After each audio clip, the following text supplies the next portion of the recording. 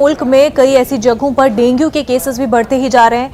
और अगर बात हम कानपुर की करें तो कानपुर में जीका वायरस के केसेस में इजाफा होता जा रहा है। कानपुर में जीका वायरस के 17 नए मामलों की तस्दीक हुई है। इस तरह जीका मुतासरीन की मजमूई तादाद बढ़कर 106 हो गई है। अब तक चकेरी थाने के 3 इलाकों में जीका के मामले सामने आ रहे थे, लेकिन आज एक मामला रेल बाजार इलाके से सामने आया है, जिससे इलाके में सनसनी फैल गई है। जीका के फैलाव को रोकने के लिए हुकूमत की जानिब से तमाम तर एहतियाती इक़दाम किए जा रहे हैं। मुतासरा इलाकों में दवा का छिड़काव किया जा रहा है।